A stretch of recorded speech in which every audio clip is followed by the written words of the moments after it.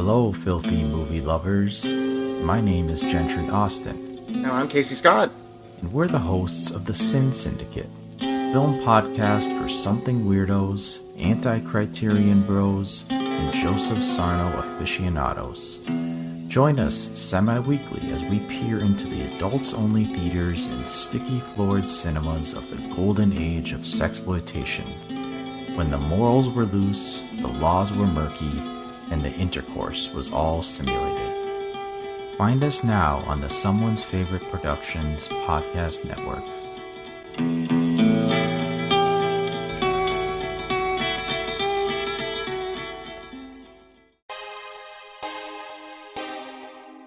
The audio commentary. It's a dying art form, but here at One Track Mind, I, your wonky yet affable host Ryan Luis Rodriguez, analyze film through the prism of these embryonic forms of podcasting, one audio commentary at a time. Masterpieces, crapster pieces, live action, animation, cult classics, films literally no one has ever heard of.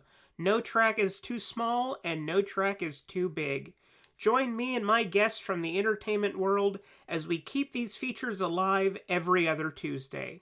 Hey, who else is going to discuss Bill and Ted's Bogus Journey one week and Citizen Kane the next?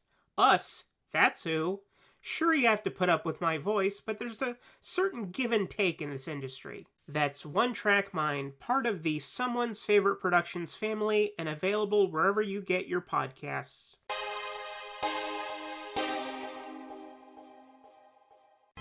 Good evening, and welcome to Night Gallery. Thank you, Rod.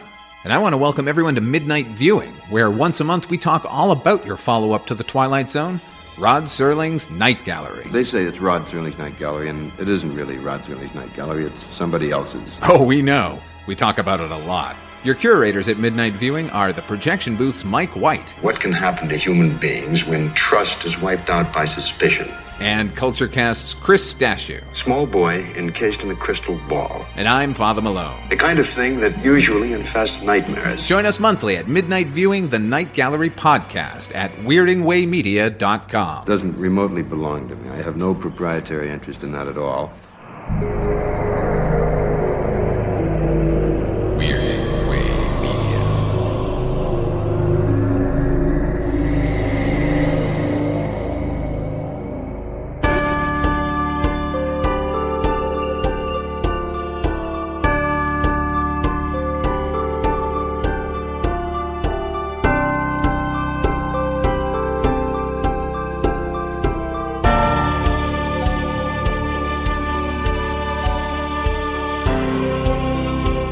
Welcome to Dark Destinations, an ongoing investigation into the shadowy corners of the globe, where our haunted past meets our startling future.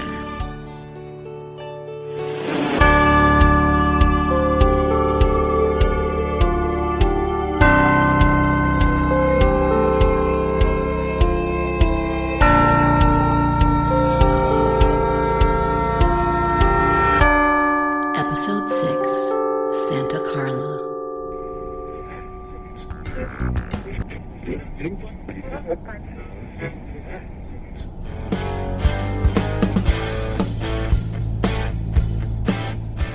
Oh yeah, spinner of yarns, spinner of wax. Spin that dial to me, sit back and relax. You're listening to Johnny Corkscrew here on KNLD. But they're not, are they? Guess I need a new intro, huh, Terry? Why are you waving me off? You can talk, you know. How about this? You're listening to KNLD, where the robot revolution has begun. Bow down to your pre-programmed marketing-tested overlords. Are you looking for a DJ to guide you musically in directions you didn't even know you wanted? Tough titty. From now on, you swallow what corporate rock has decided you need to consume. Right, Terry? Hey, leave me out of it. Sorry, man. I just don't know what the hell they're thinking.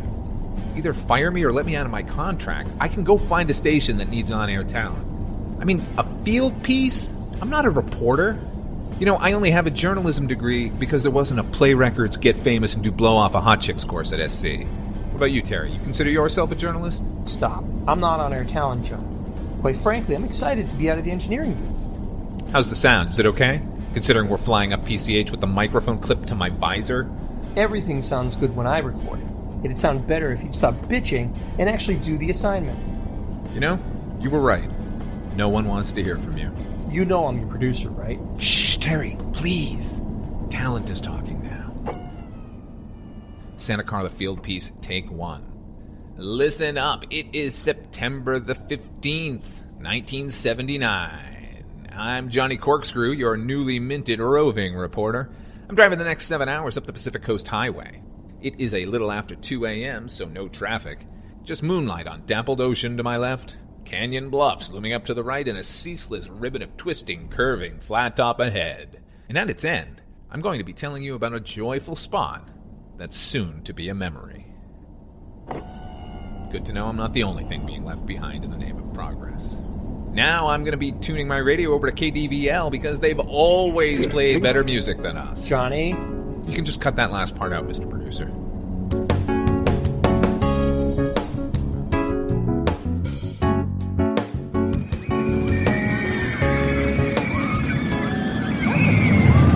Boardwalk. Here come the 80s. Join us in celebrating the coming decade all season long. When you think back to childhood, it's usually the happy memories that spring to mind. A mental and emotional kind of editing worthy of the Reader's Digest. Birthday parties, endless summer days, first love. But if you were lucky enough to grow up near an amusement park, I'm going to guess that those are the images you see when you close your eyes. Prowling their grounds, hot dogs and cotton candy, games of chance, and the rides. Thrilling, dizzying, and at times genuinely frightful. Now these parks come in all shapes and sizes. Water parks, historical parks, theme parks. And they're each incredible in their own ways. But there's something special about a boardwalk. I mean, there's a reason it's the top dog in Monopoly. A terrific blend of all the man-made fun you can handle and all the genuine splendor that nature has to offer. The eastern seaboard has scores of them up and down the coast, dating back to the mid-19th century in some places. Here in California, we've only got a handful. Venice, Playland up in Frisco, and the one I'm standing on right now. The Santa Carla Boardwalk has been in operation since 1906. Kind of a bummer of a year, what with the earthquake up in San Francisco that shook so hard here it knocked down nearly every chimney in town and demolished a courthouse and the opulent summer destination for the rich, the Atlantis Hotel over on Hudson's Bluff. The courthouse is recovered. The Atlantis, swallowed up by the rocky coastline, not so much. But aside of some cosmetic damage, the boardwalk persisted. Not only survived, but thrived. And for the next 60 years, it would delight generations of Californians seeking solace from the summer heat and distraction from tumultuous reality. But like everything in these dwindling days of the 20th century, the demand for such novelty is fading. Destroy all vampires! Just as surely as the sun will dip and fade behind the ocean that fronts the boardwalk, dragging down night, perhaps forever. Had a blast of wind there at the end. Yeah, and some lunatic was yelling about vampires. Sound good otherwise? Surprisingly good. You think I might have a future in radio? Don't hand signal me, Terry. Where do you want me to start from? The earthquake? Radio men from Mars! That's us. How are you, old-timer? Old! Martians are rude. Honesty above feeling. That's the Martian code, Gramps. Pissant. We should interview him. No. Yeah, you should interview me. I think we've got enough interviews for the day. Sorry, man. You understand. I once knocked Mickey Rooney flat on his ass. Right over there. Of course, we still have a bit of tape, right, Terry? Okay, Boardwalk interview, September 15th, 1979, Johnny Corkscrew, and what's your name? Most people around town just call me Pops. Groovy. Pops interview, take 1. So, are you a Santa Carla resident? Born and raised. Lived my whole life here. Raised up a family of my own here, too. I'm assuming you came to the boardwalk a lot. Did. Lots of good memories of the place. So, are you sad to hear that this might be the last season? Not at all. Glad to see it go. What about all those memories? Still got them, and I'd prefer to keep them unsullied, which is a mighty chore these days. There's a bad element taking root here, and nobody gives a damn. Those hippie kids are terrible. Are you ridiculing me, son? I don't have any issue with them flower kids. My own daughter was one of them. Hippie kids won't beat you up and leave you half dead just for the fun of it. Is that what Mickey Rooney did to you? That was off the boardwalk, years ago. over at the amphitheater. And no, he never laid a hand on me. He was gruff to my girl, and I laid him out flat. That's the whole story. And if you're gonna be flipped, I guess I don't have much else to say to you. That was flip. I apologize. So, no other matinee idols taking up residence and are causing trouble here on the boardwalk? Dick Powell isn't shaking down kids behind the tilt-a-whirl? I swear I saw George Raft pull a switchblade on a tourist from Fresno. To hell with you. You'll be laughing out of the other side of your face when you realize just how close you are already. Good luck with your radio piece, Martian. Make sure you hang around till sundown, won't you? Only if you'll be here. I'll be safe at home, laughing at you. Hang around here? I'm no fool. Clearly I am. Wow. Let's interview him. What a great suggestion. Keep them coming, Terry. Okay, how about you behave like a professional? It all makes sense now. Management taking you off the air. Was that an insult? It's as stupid as your instincts. If they had a problem with me interacting with others, why on God's green earth would they pull me out of a solitary situation and send me out in the field to talk to people? This is going to sound like I'm goofing on you, but I assure you I am not. You are going to go very far in this industry. Could be they sent you away because you're a drag to have around. It's another deep observation, thanks. What time is it?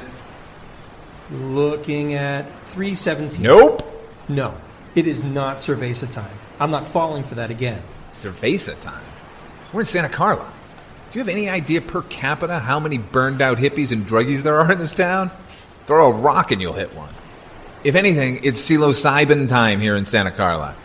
That would be an excellent piece. You and me tripping so hard we leave our bodies as they're hurtling around on the roller coaster? Absolutely not.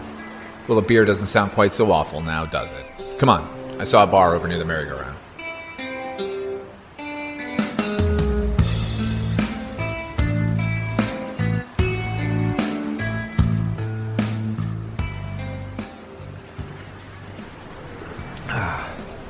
You'll see. It'll all just disappear. I don't view the world as apocalyptically as you. That's because you're like 10 years old. Life is a never-ending adventure for you. You've never once even contemplated riding off into the sunset. Because you're too busy galloping away from the sunrise. No Tomorrowland. That's where you live. But I'm here to tell you, everything fades. Especially if it's cool. When I was a kid, they were beatniks, man. Shadowy, mysterious, speaking a new language. Where'd they go? Bulldozed over like all the other big city beautiful bits of architecture. And what do we replace urban dread with? Suburban outrage. Hippies, Terry. By the thousands. Dirty and aimless, but you know what? Still cool. Still fun. Since then, it's been a cultural free-for-all. But now, in just a few months, this whole cool, crazy decade ends, and I guarantee you, cool is going down with it. Believe me, everything dies, and resurrection is a fairy tale. Pardon me for butting in, but that's a very glib attitude, my friend. Glib? That's me. I'm Barry Glib. Perhaps you're familiar with the musical stylings of my group, the Blee Gees. You'll have to excuse him. He's drunk. Drunk? We're drinking beer. It's like having sex in a dinghy. Fucking close to water. That's funny. You should be on the radio. There's a thought. I'm Johnny. The fetus paying the tab is Terry. You want something? Nice to meet you. And no, I'm not. It's a work expenditure. We're working. I'm working. It's nearly dusk. I'm going to have a look around out there. How about this be the last round? And there he went. Running hard. Trying to beat the sunrise. And you are? Ernesto Gancho, profesor. Ooh, a prof. At the risk of offending you, Ernesto, I should confess I was never one much for academia. Oh, that's astonishing. Oh, he's a sharp prof. You must be a magnet for all the co-eds. I'm sure it would be if I ever saw the inside of a classroom. Deadly boring stuff. Teaching. Analysis has its merit, but it's limited. I prefer to work in the field. The field? You teach soccer or something? Lacrosse coach? I travel the country seeking out that which never dies. Myth and legend. How's that pay? Well enough to retain an assistant. That's him over there. Oh, good-looking kid. Kind of square. He is, but I can afford him full-time because I have grants from half a dozen universities, here and abroad. So you and Dave just tool around and talk to the locals about, like, the Bermuda Triangle and the Loch Ness Monster? If we were in Scotland or Bermuda, we would. My focus is more purely on American folklore, even if it is derived in other countries. We're currently researching the Wendigo. It's a Native American hunger demon. That sounds incredibly boring. I'm just goofing. Sounds cool. Johnny, you should get out here. His master's voice. Be right there. I'm sure this is going to be spectacular. You and Dave care to join us, Professor? After my beer. Of course!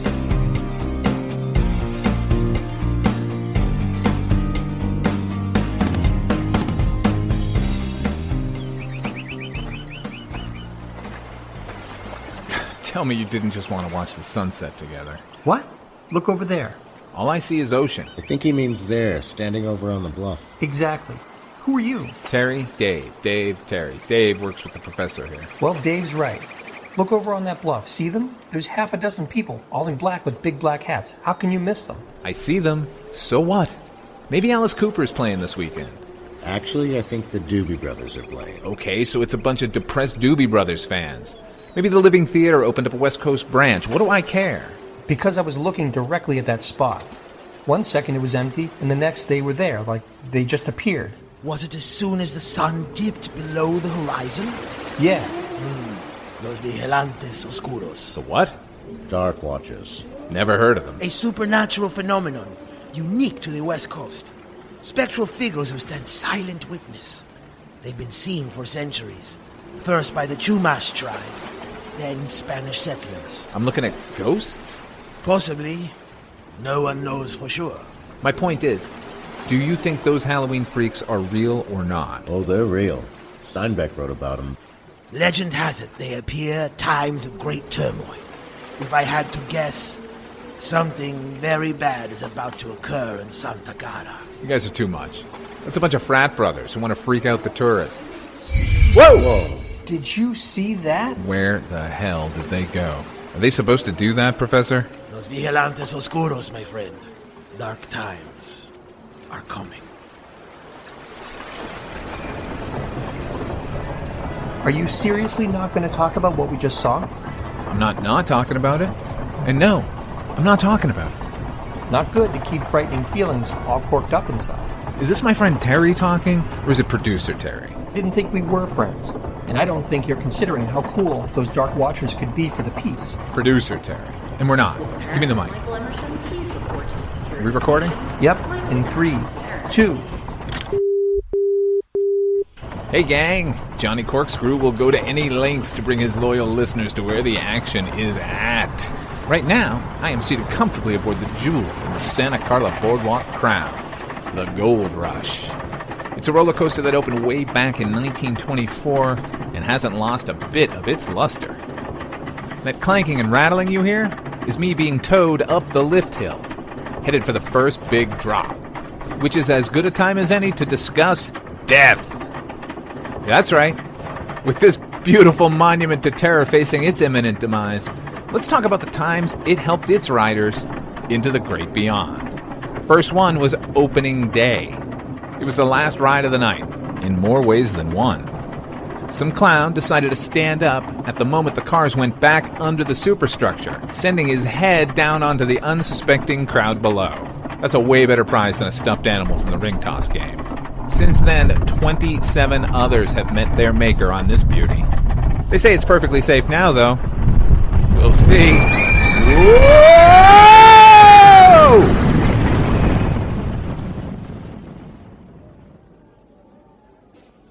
I am truly sorry about your shoes and your pants.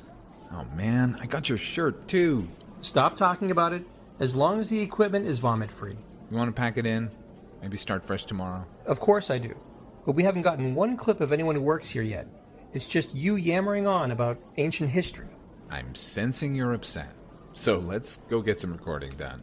How about the merry-go-round operator? You'd know what's called a carousel. Terry, my parents were carnies. I know what the goddamn spinning horse ride is called. That explains a lot. But no, they've got that music blaring nonstop. The interview would be useless. Tilt-a-whirl. Same problem. As it is, I doubt any of the roller coaster stuff is going to be salvageable. Games it is. Interview? Me? No, I don't think I'm allowed to talk to anyone. Sorry. Good luck. I've never been on the radio. Great. You'll do it? I don't think that's a good idea. Come on, why not? I don't think anyone else is going to think so either. It's closing time for games. You might want to get off the boardwalk. Does that mean everything is closing? Some of the rides stay open late, but I gotta go. Nice meeting you. Okay, I'm done with crazy old men and ghosts and everything else for today. I will soldier on in your absence. Seriously? I'm going to keep going. Give me the report. Are you going to puke on it? Not a drop. Trust me. I think you were right about the Dark Watchers angle. Maybe some other locals have seen them. There you go. See, I'm not just an engineer. I have good producing ideas. That being said, please don't record near the carousel. All the tape will be worthless. Gotcha.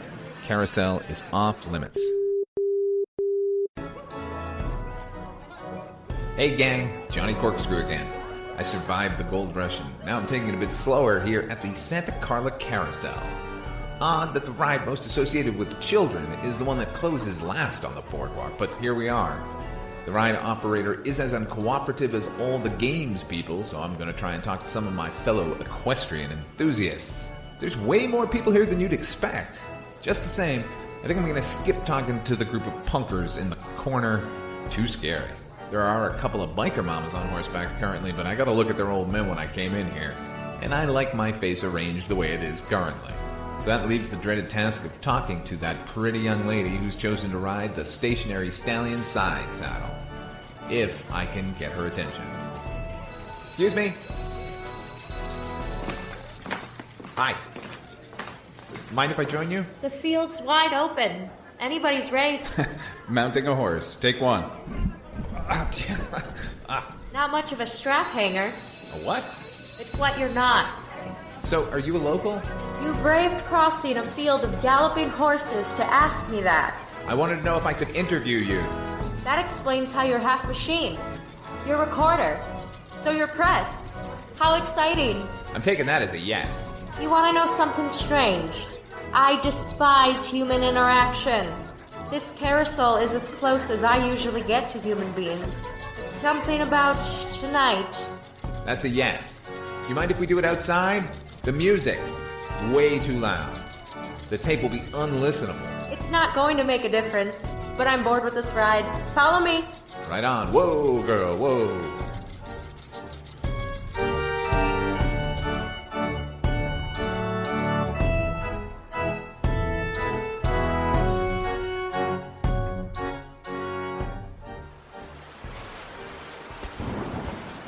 How far are we going? So you're a reporter, huh?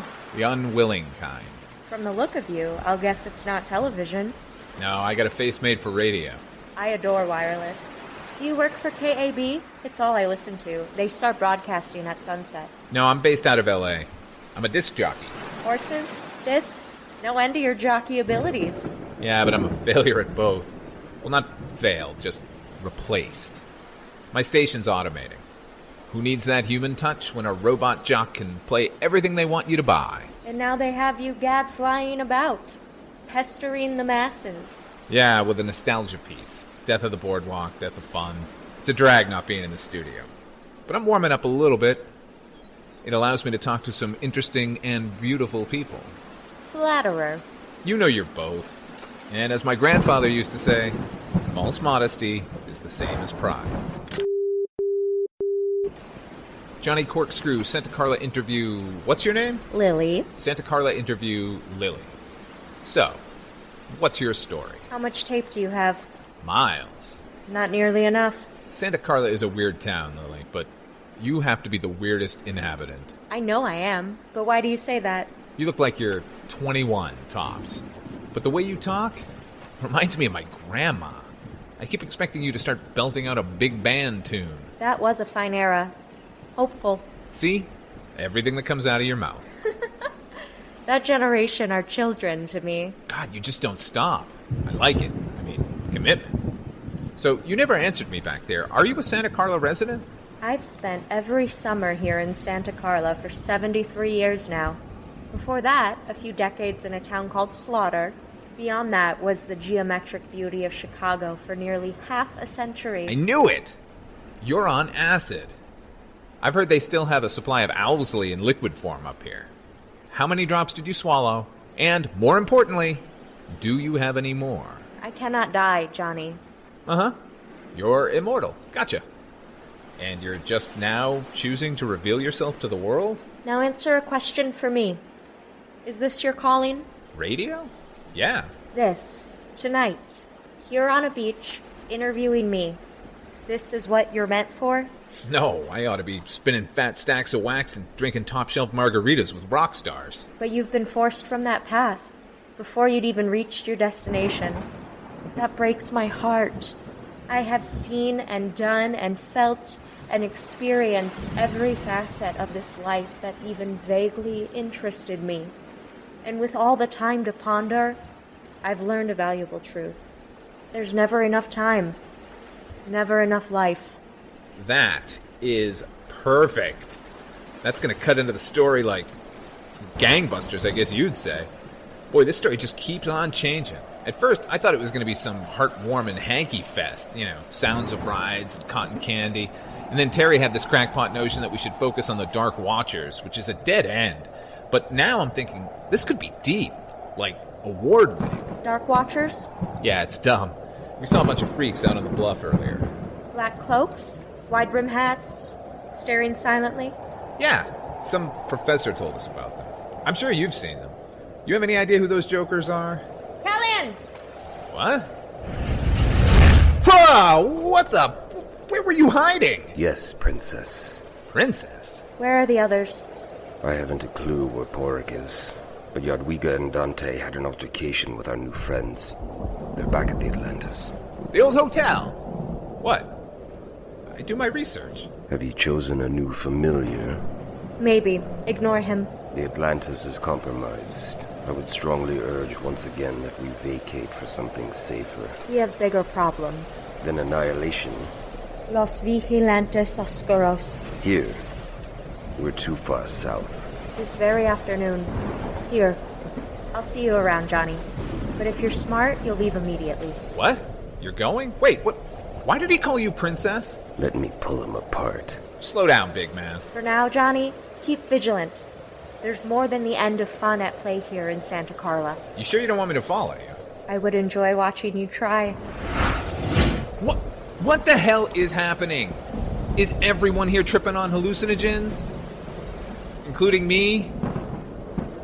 Okay. I'll see you around. I'll be at the bar. Santa Carla, man.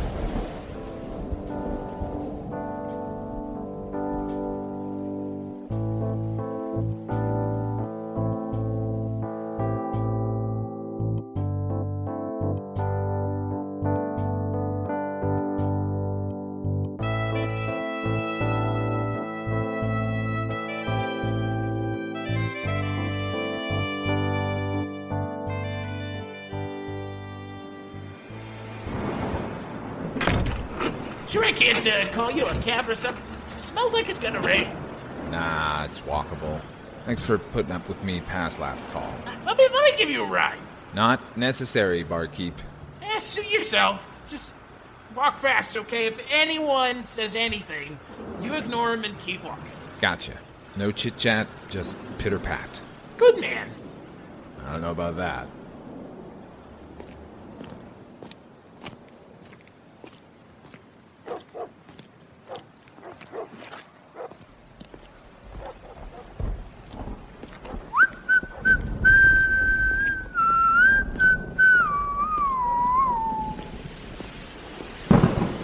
Oh, come on. Don't rain. Bad enough everything east of the boardwalk is uphill. Now let's make it all slick.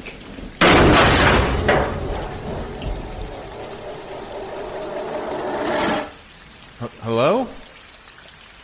Anyone there? No need to get jumpy, just a few more blocks.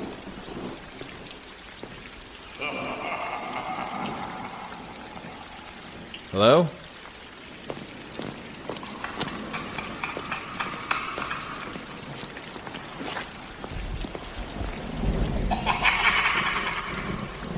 Glad you're having fun, punk.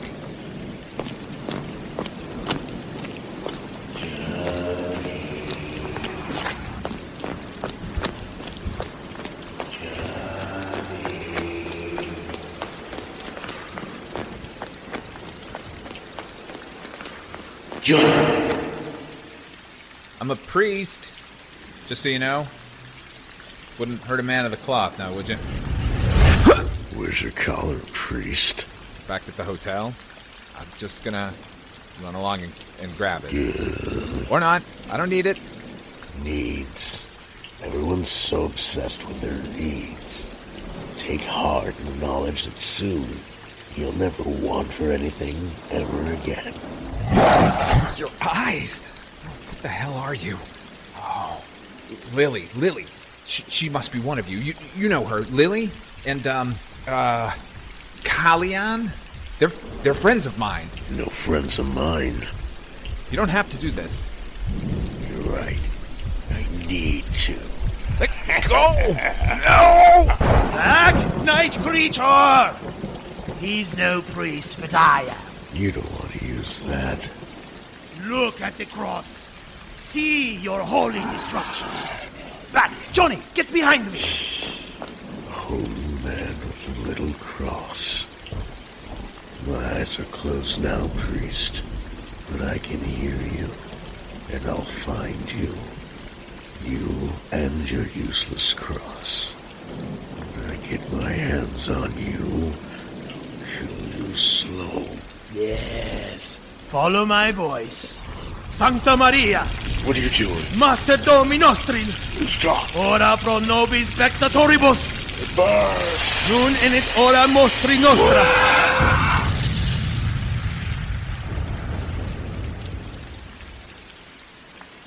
Vampires?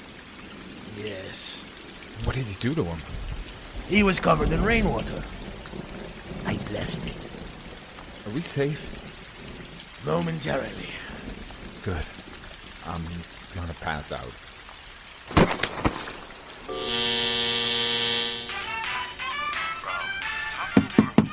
No. Go away. Good, you're awake. You have a key?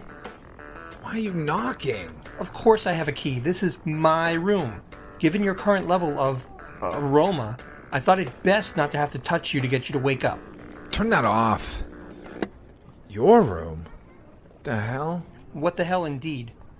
Tell me something, Johnny. Do you like hypothetical questions? Don't answer. That was hypothetical. I ask because I have one for you. Sort of a based on real events hypothetical. My head is pounding. Ask or shut up. Let's say you just got a promotion and you're given your first big assignment. This could be in any industry, but for our purposes, let's say it's for radio. Now you're out in the field, got one employee working under you, and before the first day, a work day, is over, that employee has to be carried by some random weirdo professor back to your room because they've drunk so much that they're unconscious. Okay, admittedly, the night is a bit fuzzy. I do remember having some drinks. Some? You smell like a distillery. What do you want me to say? I'm sorry? I'll rein it in from now on? No, and that isn't the question. That's just a typical night for you. I'm aware of that. Everyone at the station knows you're a drunk, or at least they think they do. But now I'm wondering if that's actually true. Spit it out. After listening to what you recorded last night, I'm wondering if you aren't just a lunatic. So here's my hypothetical question. How am I supposed to proceed with that knowledge? What did I record? Here, listen. I keep expecting you to start belting out a big band tune. See? Everything that comes out of your mouth. God, you just don't stop. I like it. I mean, commitment. So, you never answered me back there. Are you a Santa Carla resident? I knew it! Oh, it goes on like that for a few minutes, and then a little later, it sounds like a second imaginary friend has joined your conversation. What? You're going? Wait, what? Why did he call you princess? Slow down, big man. No, that's not right. There was a girl. She sounded great. Terry, I'm telling you, I spoke to a girl. This was before I went to the bar. Her name was, Lily. Oh, Jesus. I thought I dreamed the rest. You're not exactly dispelling my fears here, John. This is bad. The professor. Do you know where he is? I saw him at breakfast. Him and that blondie assistant are on their way out to Hudson's Bluff. Come on, let's go. Wait! Let's go! Put on some clothes, Johnny!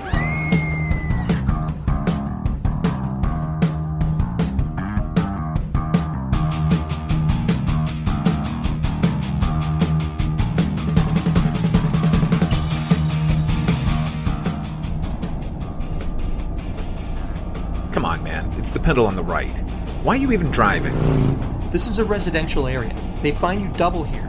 And I'm driving because the station has a hard and fast rule against letting employees with possible dementia drive company vehicles. Who left up here? That's a dirt road. You think there's a paved road to the cliffs? Maybe a toll booth and a parking attendant? Go left. Terry! Let go of the wheel. Are you trying to kill us? Just the opposite. There they are. Hey, Professor.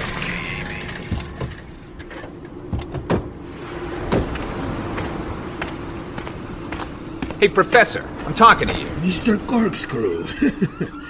I see that you are still among the living. Nice to see you again so soon, Mr. Mullins.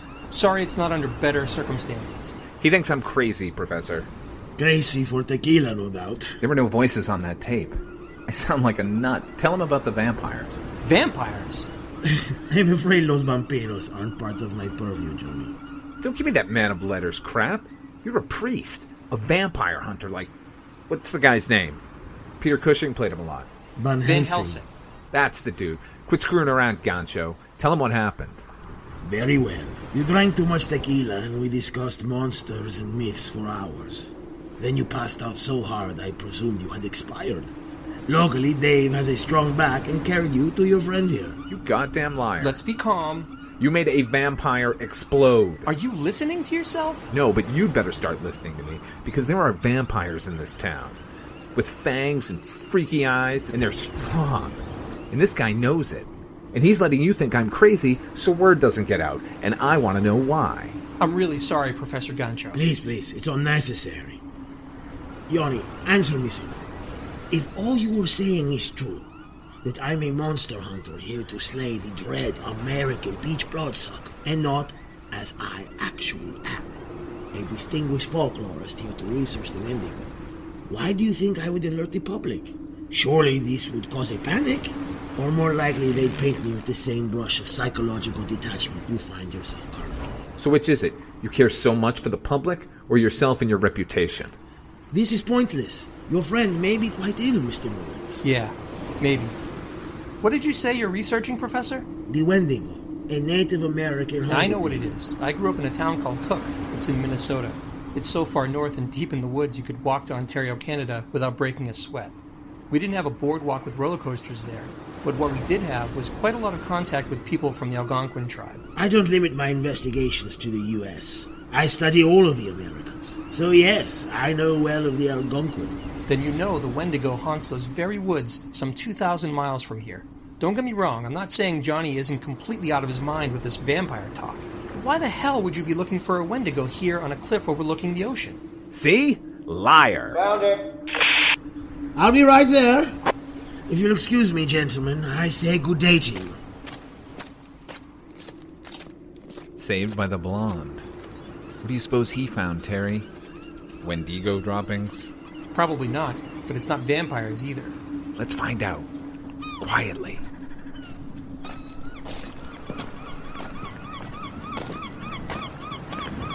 How far would you say? Not too bad. About 10 feet down and 5 feet over. And there's room to maneuver yourself? Absolutely. It's not a straight shot inside. I have to install a couple of refractors if we want enough light to flood the main cavern. You don't need me to climb down there, I trust. My mountaineering ability is lackluster, as you know. Your Sherpa skills won't be necessary, but I will need the convex mirror from the car. I'll fetch it. Don't forget a rope to lower it down. A rope? What a novel idea. I never would have... Gentlemen, I thought you'd left. Or at least I thought I'd made clear that we have no more business to discuss. There's got to be an easier route if you're going spelunking, Professor. I'm shocked you know the words for it. I mean, look over there. That's a brand new warning sign standing directly over a set of stairs. If you want to get inside that cave, there doesn't seem to be much call for this flyman routine. Why do you suppose they want to flood the cavern with sunlight, Terry? That's an interesting question. Couldn't guess. I don't need to guess. We're standing over the remains of the old Atlantis Hotel. And Blondie Dave and him are out here trying to fill it with daylight because the place is crawling with vampires. At least 3, if not more. Isn't that right, Van Helsing? Now you tell him the truth, or I'm going to kick your ass off the edge and into the ocean. I'm not trying to expose you, Gancho, or tell the world about what's happening here. You're right. If I did that, everyone would think I'm a loon. But Terry needs to know for the sake of my career, and I need to hear you say it for the sake of my own sanity, because if you don't, then I've got not a goddamn thing left to lose. And I'll tell everyone about them, about you, about everything. Kick my ass? After the way you handled yourself last night? Laughable, Johnny. Wait, you're not saying he's right? He's not crazy? Vampires have no soul, Mr. Mullins. They therefore do not cast shadows or reflections. That everyone has known for centuries. It is only in the modern age that we have discovered that this facet of the intent would extend to recording devices. Movie cameras, Polaroids, taped interviews. They would be invisible in every case. So all that Professor Jazz, the Wendigo, that's all bunk? Not at all. I have 3 PhDs. And the Wendigo is very, very real. It did this to me. Whoa! You hide that well. I have had some time to perfect that skill. Years ago, very close to where you were raised, Mr. Mullins, I encountered a Wendigo. It chased me through the acres of woods. I've never run so far, so fast. When I made it to my vehicle, I thought I was safe. But before I could pull away, it burst through the window. I tried to fend it off, holding its jaws open with my left hand. It took all 3 fingers in a single bite. Since then, I am always hunting it, because I am certain that it is hunting me. How can you kill it? I asked myself that for years. How does one kill that which never lived? If it is possible, and I believe it is, the answer lay with the Cree tribe. I always have this. Is that a knife? It's weird. It's called Mokotajin. The Cree believed the curved blade cuts deep enough to cleave the soul. When the Wendigo comes, it will find me ready. All of which is irrelevant given our current enemy. The sun has not slowed its steady descent toward the horizon. I haven't much time. What can we do? We? Come on, Terry, yes, we, together. Or would you rather be back interviewing tourists and teenagers?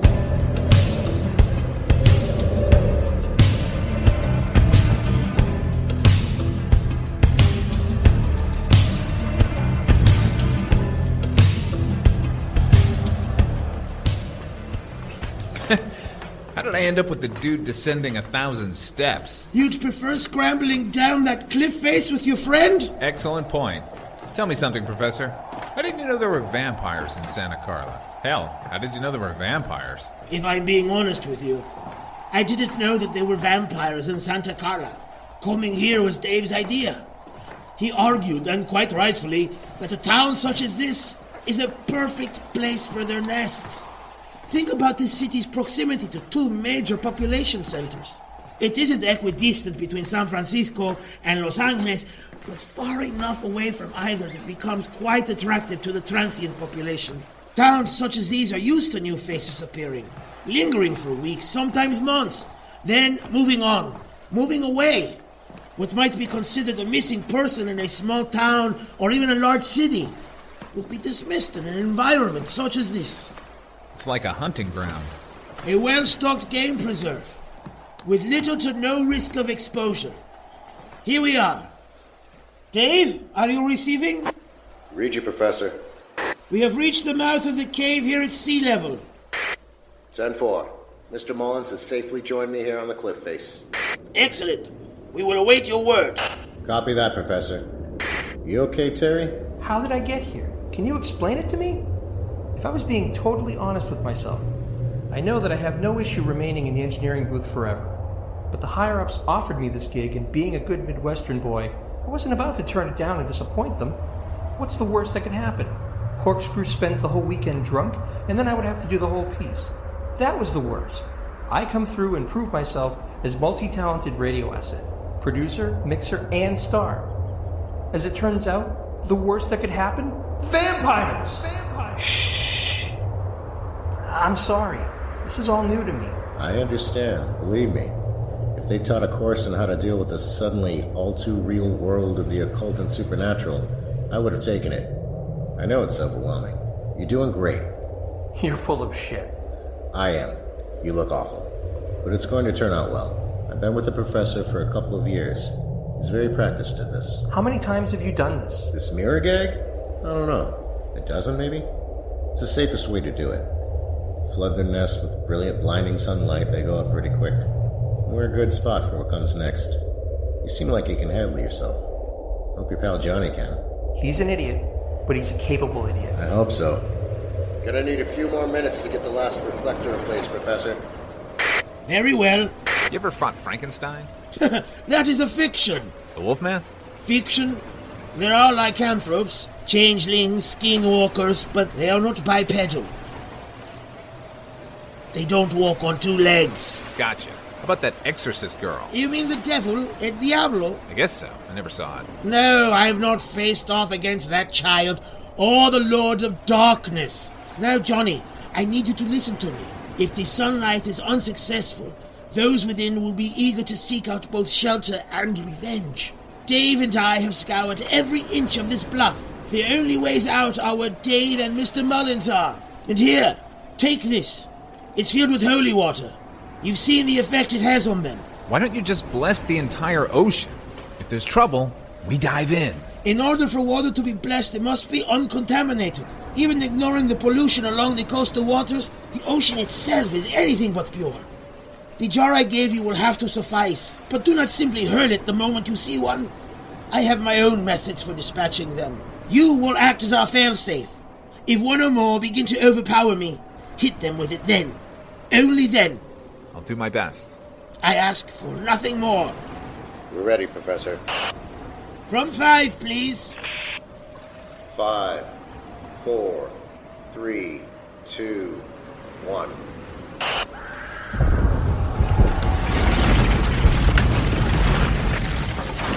No! You didn't. It slipped right out of my hand.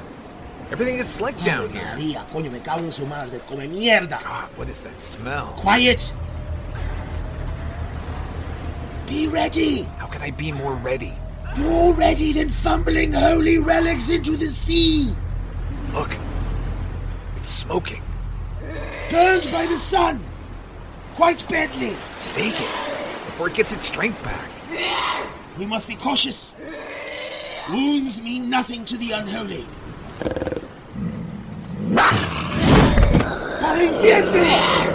Get off of him! From hell you came, and to hell you will return! Hell! You think you know hell? Let go of me, human! I got her! Good, Johnny! Good! Hold it down! You're marked, old man! Do it! Kill it! Kill me! Kill us all! Darkness is coming for you! Aye, that's the fear that haunts me! Sleep! Ah! Got 2 immolations in here, Professor. No movement at all otherwise. We had one straggler. It's at peace.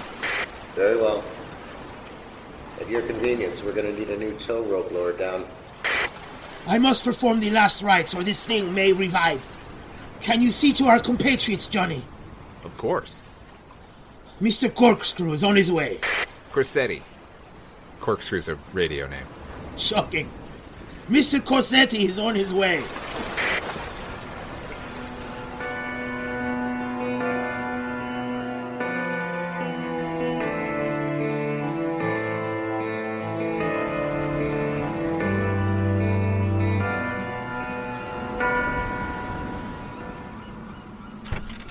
Okay, let's see. Bible, cross. The hell is this thing? God, how many toolboxes can one van have? Hey, Dave, it's Johnny. Everything okay? Where's the professor? He's fine, still at the cave doing last rites. It's not important. He gave me the radio to talk to you when I find the rope, but that's the problem. I have no idea which box you keep it in, and the sun is almost gone, and I don't have a flashlight, so a little help would be nice. Sure thing. On the left, there's a valise, a briefcase. Does everyone think I'm an idiot? That is what looks like a hockey bag. Well, it is a hockey bag. We should have some lengths of rope and parachute cord in there. Got it. Which do you want? Either will do, but I prefer the cord.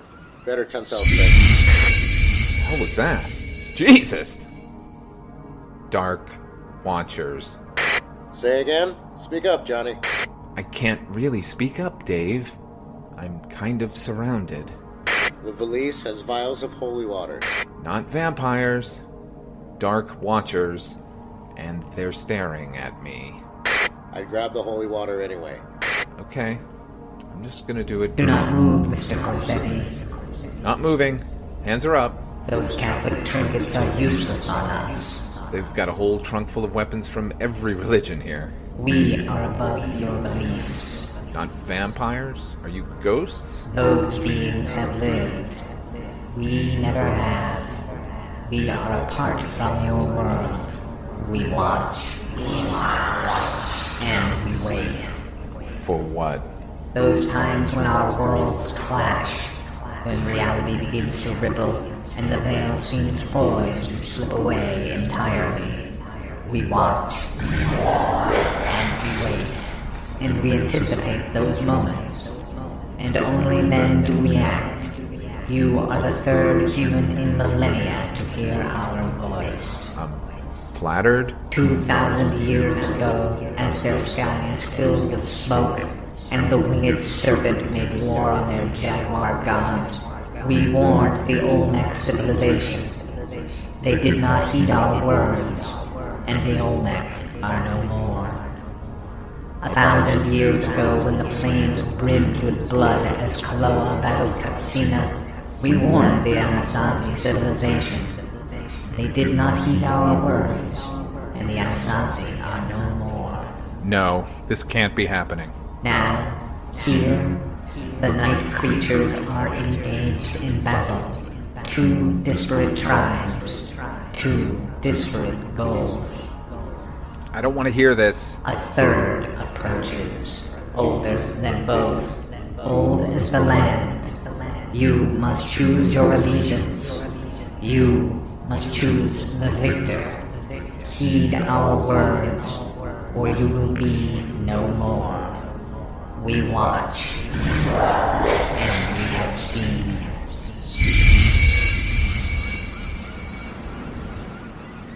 You get all that? Every word. Good. I'll need you to fill the professor in. I didn't understand half of what she was saying. But only half.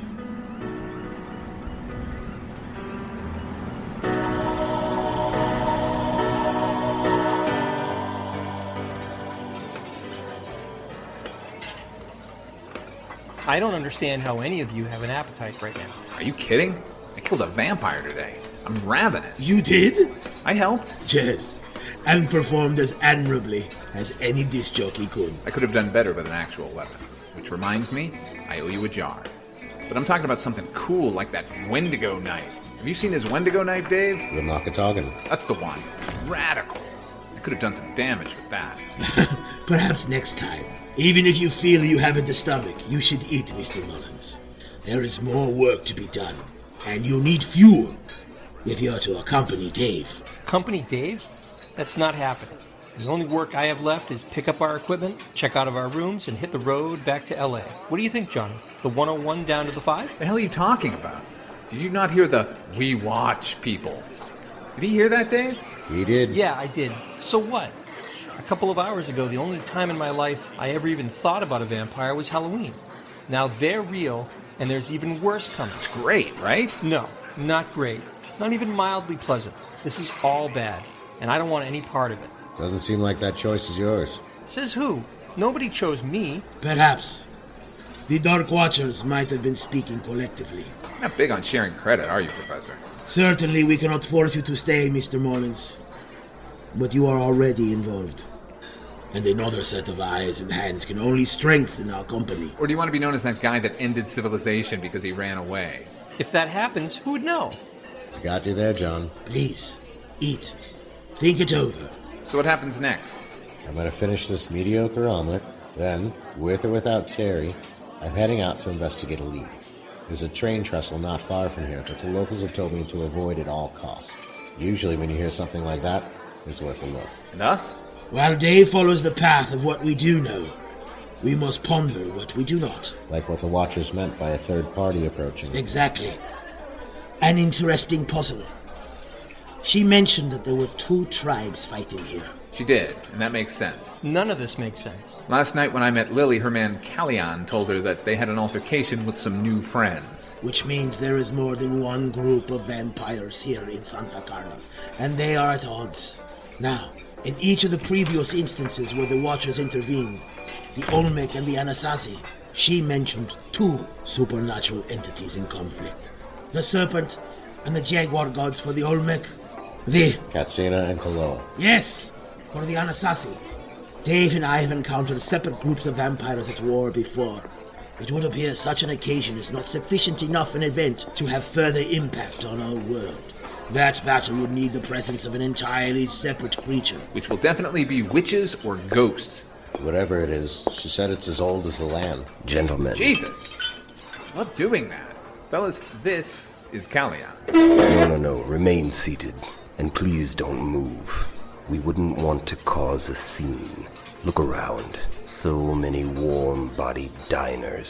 And myself simply aching to bathe in their blood. These may be end times, night creature. Why would a few more casualties trouble me? Because their blood will join yours. Make no mistake. If you move against me, no matter which of you survive, you most assuredly will not, Gancho. Yes, you are known to us, and you die first. What do you want? I want nothing, but my princess requires this one, and I fulfill her requirements. You can't have him. No one spoke to you, boy. Yeah? Well, I'm speaking to you. Everybody mellow out. I'll go. I think she has a thing for me. Jealous? Besides, I'm the chosen one. You all heard it. That's not exactly what was said. At 2, Terry. Forewarned is forearmed, Johnny. Ah, thanks, Professor. Okay, big man. Take me to your leader.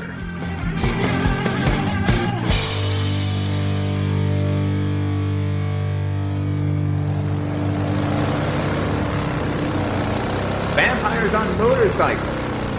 That'd be a cool band name. Let me ask you something. How old are you? Okay, not much of a talker. I get it. You've got a rep to protect. The fact that you sleep in a coffin and melt in sunlight isn't quite mysterious enough for you. Lily's a princess, huh? What's that make you? A prince? A duke? Wait, I got it. Baron Bloodsucker. Whoa. I'm escorting you to her because it's her wish. Would you care to know mine? No. I wish every human was made to live half their lives in fear. To know a world where the very atmosphere facilitates their demise. To know what it is to be hunted ceaselessly. Sounds like the entire population of Detroit. Is there nothing that does not amuse you?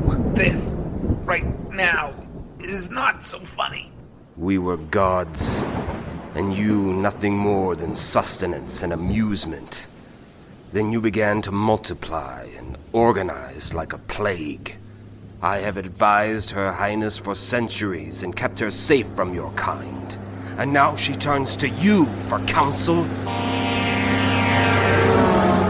Would that I loved her less. I'd gleefully, methodically flay you and throw your still twitching, still living body into the sea. Oh, not a prince or a duke or a baron. A lapdog. Don't put your hands on me again. Should I refuse? You'll probably kill me, but you won't forget me. A Cree blade? Where did you dig up that fossil? A friend of mine slipped it to me right before we left the diner. Gancho. That blade doesn't work on my kind. Perhaps he isn't as fearsome as I've heard. Yeah, well, as much as I'd love to continue this charming conversation with you, I've got a date waiting for me.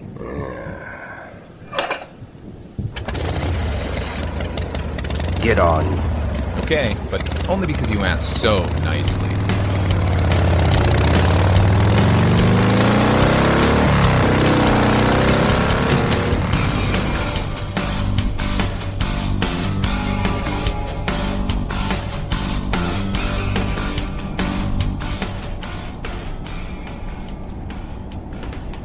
So I learned two things that night.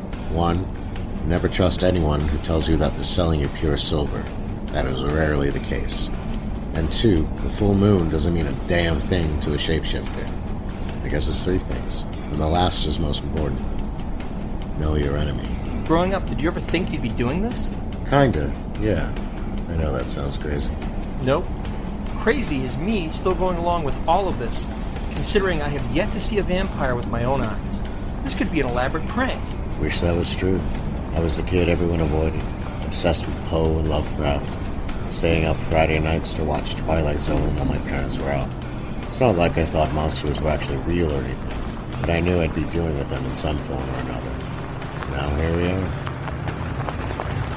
Oh, here we are. We'll have to hoof it the rest of the way. Can you grab that duffel? Yeah, I got it. I was really fearless when I started with the professor. I think that's what he liked about me. Just charging into a situation filled with righteous fury. He always asked me how far I was willing to go. Pretty far. And if it ain't broke? That's the problem. A year and a half ago, broken is a euphemistic appraisal of what happened to me. We were in West Virginia checking out a local legend, the Flatwoods Monster. I don't know that one. A one-time sighting back in the 50s by less than credible witnesses. The locals kept reporting sporadic appearances throughout the years. So, Gancho and I went out into the woods. Did you find it? No. The monster was bullshit. We found a nest instead. Just two, but even a single vampire can do a lot of damage. And they did. They tore me open. I was laid up for months. Got me thinking, how long can we do this? And is this how I'll die? In some remote location, doing a thankless job that the majority of people wouldn't believe anyway.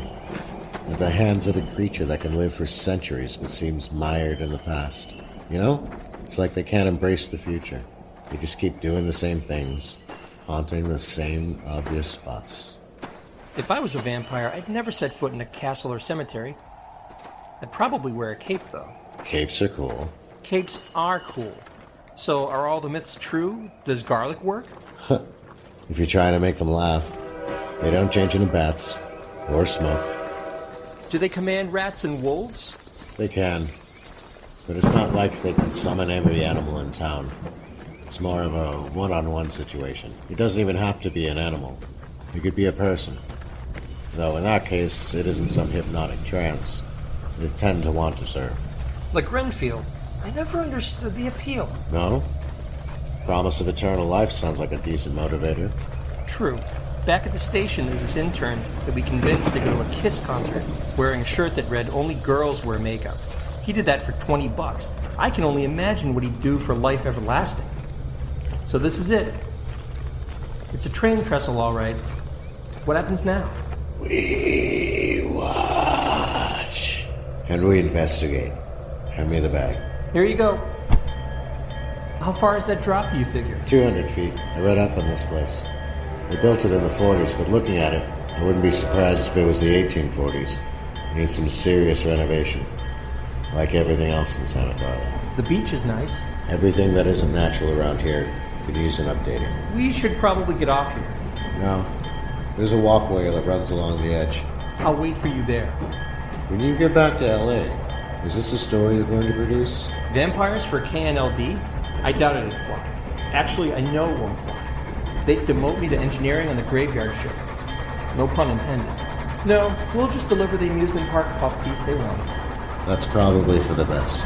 Although, I have quite a few friends at some legitimate news agencies. Ones that won't just dismiss the story. I think I might be able to sell it.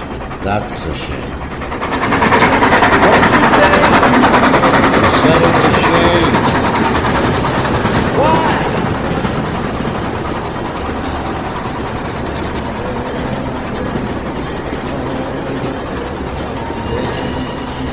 Did you hear that? I did. Look, there's someone over there. I see. What do we do? We wait. Should we run? Look at his eyes, my God! To answer your question, it's a shame because your story would upend the progress being made here. What's happening? Don't point that at me. See, lying in a hospital bed, pondering how close I'd come to death, I found I had no taste for it. Most people don't, I suppose. Or that most people have no other option. I do. Unfortunately, no matter where we went, no matter the vampire we discovered, it was always the same scenario. Feral creatures sleeping in the dirt, unable to cope with modern times. Even the ones who live fairly normal lives all seem rooted in some bygone era. Who'd want to join their tribe? Death is preferable. But then we came here. Then I met Max. And I had to ask myself the question that Concho so often did. How far are you willing to go? You were in the sunlight with me. That's because I'm human, for now. But when I'm not, I won't be some moldy cliche from a dime novel. Please, don't kill me. With this? No. The gun is just a deterrent to keep you from running. I'm not going to kill you. Thank you. Max is. Help me! Help me! Somebody help me! How far am I willing to go? For immortality? All the fucking way.